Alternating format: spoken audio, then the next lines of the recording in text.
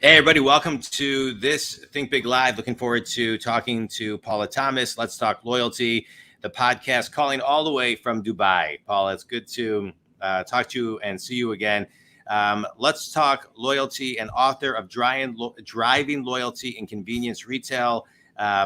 So let's talk loyalty, right? So Sure. here we are, November 3rd, 2021, as we record this. What does loyalty look like today?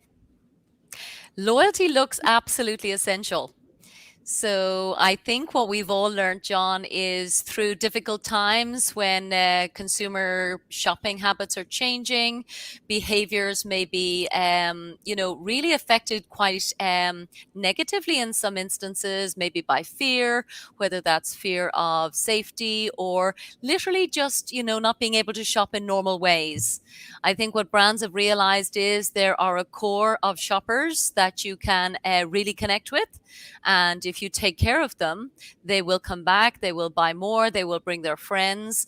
And there's never been a better time to think with a loyalty mindset. Yeah, let's kind of talk loyalty as far as, I know some people are looking towards influencers or ambassadors to promote their product because it kind of can accelerate the whole loyalty piece. Can you kind of talk about that? Yes, I mean, I have very mixed views, John, about influencers because, in my experience, people are looking for connection, they're looking for credibility, and they're looking for trust. And I really think they want to do business with brands that share the same values that they have. So I have never done a massive influencer campaign, for example, with a Kardashian or, one of these kind of mega influencers where they just have so much scale that, anything that they do will probably have an effect. But I Hmm. feel like that's very short term, John. I don't know about you, but for me, I would much rather build a business that has really good fundamentals, that's based on integrity, and that's actually based on customer love. I had Yeah. a fascinating interview myself just recently with one of the absolute, I think he's called, in fact, the high priest of loyalty, the Economist called him. And he invented Net Promoter Score, which may be something Oh, that that's very cool. yeah, super cool. He certainly would be my highest profile guest to date. His name is Fred Reichheld. He's a fellow with Bain and Company. And Fred really created Net Promoter Score like 20 years ago Wow. as a way to, I suppose, understand the whole power of advocacy, which is something we talked about when we were together last time. Yeah. But he's bringing a new book out, John, and I was lucky enough, obviously, to get an advance copy and to see what he's thinking in terms of the loyalty industry. And this is somebody who has a degree in economics, so, very big brain, Yeah. probably able to have bigger C-suite conversations than I could ever have, for example. But what really struck me, John, it amazed me. The word love appeared in his book more times than I would expect in any book for business. Hmm. And it was super extraordinary to see that coming through. And really what he is saying, and again, Fred Reichheld is literally an institution. He said the purpose of business is no longer to make a profit for your shareholders. That's actually not what business is intended for. Which is a pretty controversial view, but his view is very much and very well proven. In fact, he's got all the facts and figures in terms of stock market performance of his favorite companies. If you love your customers, they will come back for more, they will buy more, and they will bring their friends. And that will drive investor returns. But when we Hmm. look at loyalty, as you asked, in terms of November 2021, I'm fully subscribed to this view. I've always felt, John, that marketing is super expensive. If you're to go out and acquire customers and do marketing campaigns, it's an expensive thing to do. Yeah. So if you cannot create something that people genuinely go, that was a good experience, I'm going to tell people who need it to use the same thing, then you're kind of doomed unless you have that, available to you within your marketing arsenal. Yeah. So That a element. long Yeah. answer, but I hope it No, answers good, your but a good question. answer and a quality answer and a purposeful answer. Again, that book was Winning on Purpose. I think the Yeah. unbeatable strategy of loving customers. Let's kind of stay on this topic of loving customers, right? Right. So, what does that mean? Because some people hear that and say, "Of course," and some people hear that and say, Mm. how do you monetize that? How do you measure love? How do you, that's a Yeah. feeling. And, I have Mm. shareholders and I have to report Yeah. to Wall Street and, Yeah. but I mean, I understand, but talk a little bit more about that because to me, I think people Yeah. want today more than ever an emotional connection with a company, a brand, For a sure. product, a Yeah. service, a Yeah. person. So talk a little bit more about loving strategy and customer love.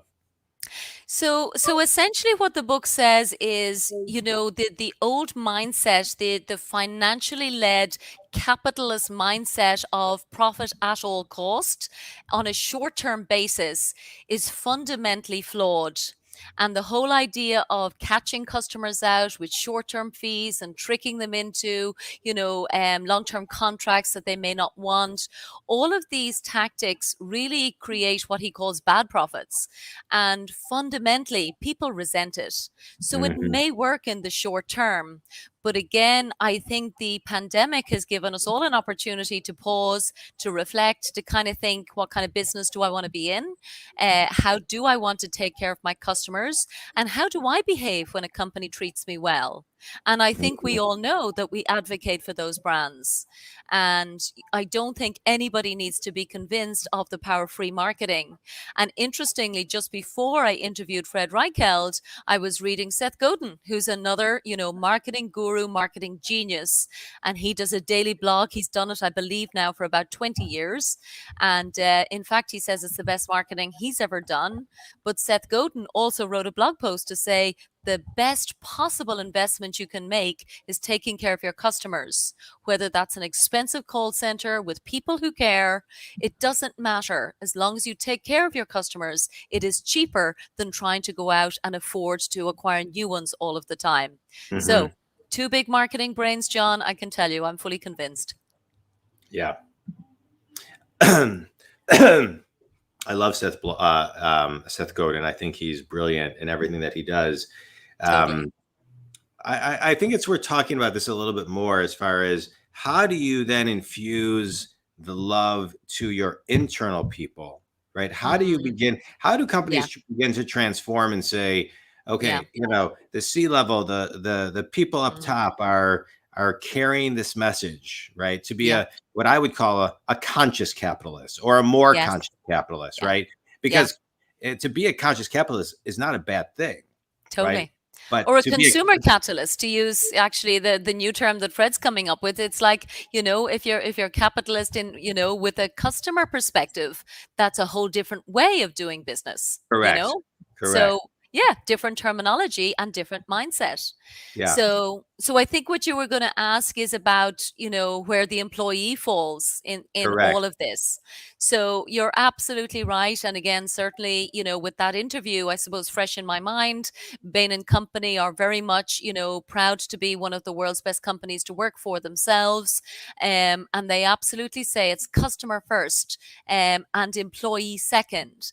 An employee has to feel that they're part of something that's important, that they are being of service to their customer. So the whole principle is based on what they would call the golden rule. It goes back to biblical times. Treat other Hmm. people as you would want to be treated, or actually just treat them as you would treat a loved one. Yeah, So because it's very hard to say, well, this is what I would like, how would they like? So literally take care of them with how, if it was somebody in your family, how would you take care of them? yeah. And the profitability metrics are absolutely extraordinary. There are new financial metrics as well, John, within that, which, again, for me as a loyalty professional, we have our net promoter score. And that's always been the loyalty industry or the marketing people Hmm. telling the financial people this is the right thing to do for the business. But now, what I suppose the industry is doing, and it's not just from that book. In fact, I also interviewed the professor of marketing from Wharton University, who's talking about a whole concept about customer based corporate valuation, which is a genius concept where investors are increasingly demanding insights on how many customers did you retain. It doesn't matter as much how many you brought in if they're, running out the door, a year later. If you're not retaining those customers, you're fundamentally just wasting our money. Yeah. So I think there's a lot of pressure from investors coming through. And as I said, both from the academics, the consulting field, the loyalty industry is getting ever more financially aware, but also much more integrity, I think, about how we do business. Yeah. I love it. I love it. And so what are, you're talking loyalty every day. What are one or two or three of the biggest myths of loyalty? The myths of loyalty. Well, I think, for example, the old formula of if you do this, we'll give you that. The transactional form of relationship Yeah. is definitely something that I think has its time has come. It needs to be much more than that relationship where customers just kind of feel that that's a little bit boring, if What I'm do they honest. want? What do they want today? They want fun. And something I saw announced today, John, which actually I thought was super fun. If you know Circle K, obviously huge retail brand, convenience and fuel retail, Sure. they've just announced today a global partnership with Pokemon. So people who play and want virtual reality games can Yeah. now play in their local Circle K store. So what an extraordinary way to drive footfall, Yeah. where you're actually engaging with people in a way that's just beyond, I'm just going to put gas in the car. So I think people do want connections. They also want simplicity and they want ease. I interviewed 7-Eleven as well last week. So that's actually the biggest retailer in the world. You might know 77,000 stores around the world. And what I loved about them, they've got a digital transformation strategy, and who doesn't? And of course, everything was accelerated through the pandemic. But I think what I learned from 7-Eleven, John, is that they're kind of focusing even on, perhaps customers who want to pay cash but are still concerned about hygiene. So how do you do that in a digital world? And they found a Mhm. solution, and they made it easy. So Yeah. you can go and top up the wallet with your cash, and then it's there and you can use it in digital form. So I think there's a whole new opportunity to be creative. And I think that the phrase is never waste a good crisis. So I think the big brands are taking it super seriously and going, Yeah. we need to do what people are looking for. And we need to make it easy for them. Like, let's Yeah. not overcomplicate it. I love it. I love everything that you're talking about. And I think sometimes getting to simple is so simple, it's complicated. And Definitely. it takes time, and it takes Yeah. time to get to simple. And I Yeah. think sometimes there was an article written in 2008 called "Is Google Making Us Stupid?" And it talks about how Google and Wow. technology is transforming our ability to be okay with delayed gratification because we want instant gratification, and the focus is different today. And so, but we need to take time to be okay with delayed Yeah. gratification and plan Yeah. out and then do what needs to be done. Nothing happens overnight, nothing goes viral. Yeah. I completely agree, John, and you won't need to be convinced of this, but Yeah. what I would always say, if people come to me for advice, I want them to hire experts. I want them to hire a coach, Yeah. whether it's a loyalty consultant or a business coach like you. I think we overestimate our own skills sometimes, and we do things badly, or we copy our competitors, or Yeah. we just try and figure it out. And I don't believe that's the right way to be good, and again, to have your customers' interests at heart. Yeah. So go and bring somebody in for a couple of months, get all of their expertise that they've acquired over 20 years, and take that into your business and do it properly.